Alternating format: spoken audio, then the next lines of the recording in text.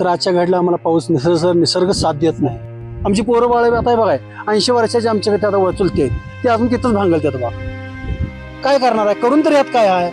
तुम्हाला काय जाणवतं? आणि एक 4 दिवस नाही पाऊस आला की हाय भुईमुग पण करपून जाणार. शेतकऱ्याला डबल पेरणी करायलाच लागणार. पूर्ण निसर्गच बदललाय हो, त्यामुळे काय अवघड आहे शेतकऱ्याचं. एकंदर पूर्ण जीवनच विस्कळीत झालं. पावसाळा सुरू झाल्यापासून पाऊस लागणार का नाही हा प्रश्न होता. त्यानंतर काही दिवस पाऊस लागला आणि शेतकऱ्यांनी आपल्या पिकांसाठीची लगबग सुरू झाली. त्यानंतर आता पुन्हा पावसानं उसंत दिलेली आहे. या अनुषंगाने शेतकरी पुन्हा संकटात पडलाय. पन्हाळा तालुक्यातील पोहाळेतर्फे आळते इथं मी आहे. काही शेतकरी आहेत, त्यांच्याशी बोलूया, जाणून घेऊया काय सांगाल एकंदरीत शेतकरी म्हणून काय स्थिती आहे आजच्या घडीला. पाऊस तुम्हाला साथ देतोय का? आजच्या घडला जर साहेब परिस्थिती बघितली तर आजच्या घडला आम्हाला पाऊस निसर्ग साथ देत नाही. अनेक 4 दिवसात जर पाऊस नाही पडला तर आमच्या आलेली लागवडी आता आम्ही टाकल्या त्यावेळी आमच्या वाया जाणार आहेत. आणि दुबार पेरणीला करायचं म्हटलं तर आता थोडी पिकं उगवलंय, एक 25% उगवले, 75% राहिले. 75% पेरलं की ह्या 2 पेरण्या होत्यात आमच्या. एक पेरणी आम्ही काढू शकतोय तर दुसरी पेरणी आमची काढायला आलेली नसते. त्यामुळे आम्हाला हे दोन्ही करून बी आम्हाला काय उपयोग होत नाही.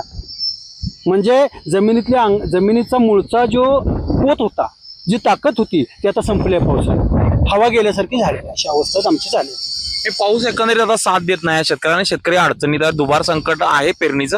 होय, नक्की आहे. आणि समोर बैठत आता ट्रॅक्टर वगैरे चालू आहेत. ट्रॅक्टर चालूच आहेत आता. आणि हे काय करून आम्हाला येईल का नाही शंका आहे. आता आम्ही भातांची रोपं बघण्यासाठी आता कोकणामध्ये जातोय. कोकणामध्ये निघालोय की जाऊन बाबा कुठं जर राहिलेली हे आणायची. मोटर चालू करावं म्हटलं तर मोटर 3 तास येते लाईट. 3 तासामध्ये आमच्या रानात पाणी सवर आमचं लाईट गेली.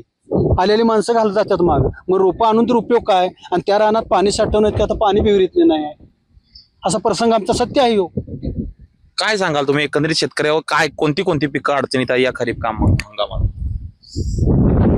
सगळीच पिकं आता अडचणीत आहेत. ऊसाला पाणी पाजल म्हणलं तर विहिरीतने पाणीसाठा नाही. आता भुईमुगाला पाण्याची गरज आहे आता, पण पाणी नाही. भात अगोदर पेरलेत, पाऊस पडायच्या अगोदर 15-15 दिवस अगोदर भात पेरल्यात, पण आता उगवूनच आलेली नाहीत. एकेकांची पिकं पूर्ण भुई सपाट झालेली आहे. आता ह्यावर मार्ग काय? मार्ग आता परत पेरणी जर पाऊस लागला तर नाहीतर नाही. भाताला कसं अगोदर पेरून मग पाऊस पडतो आणि ते पीक उत्पादन निघू शकत नाही आम्हाला. काय सांगाल एकंदरीत शेतकरी म्हणून पाऊस साथ देतोय काय? वातावरण काय म्हणते? एकंदरीत काय अडचण? पूर्ण निसर्गच बदललाय हो, त्यामुळे काय अवघड आहे सगळं शेतकऱ्याचं. एकंदर पूर्ण जीवनच विस्कळीत झालं.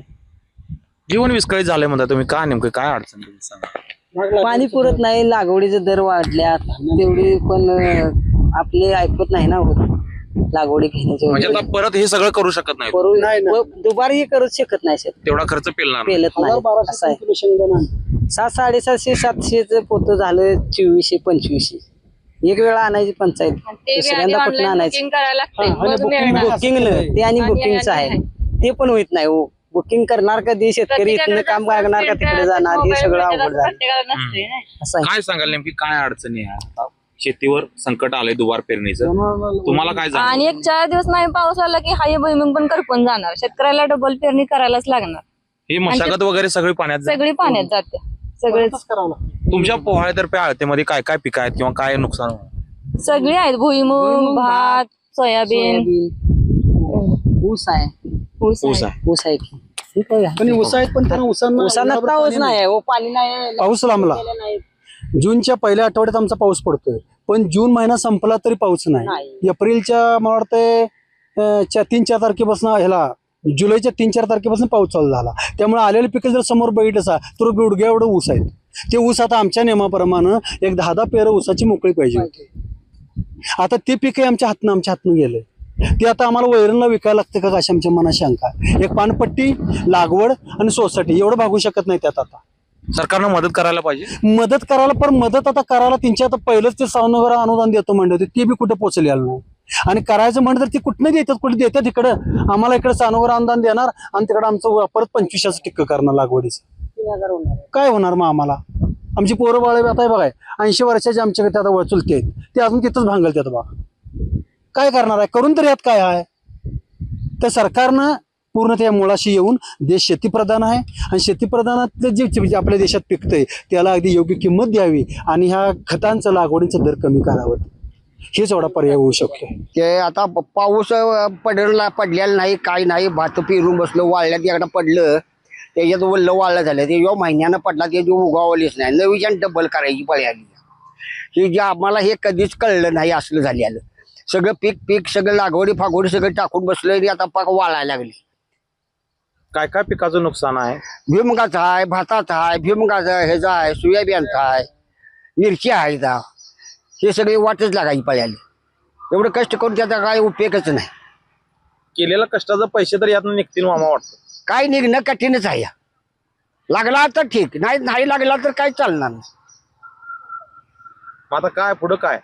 पुढे काय आता हे भगवंताच्या ह्याच्यावरच की, दुसरं काय चालणार. आपण पाहिलं असेल शेतकऱ्यांशी बोललोय. शेतकरी हा ह्या अर्थव्यवस्थेचा कणा आहे आणि तोच आता धोक्यात आहे. धोक्याची नकार घंटा वाजते या शेतकऱ्यांकडनं स्पष्ट जाणवतंय. सरकार याकडे बघणार का, एकंदरीत निसर्ग या शेतकऱ्याकडे बघणार का, हे पाहणं आता महत्वाचं ठरणार आहे.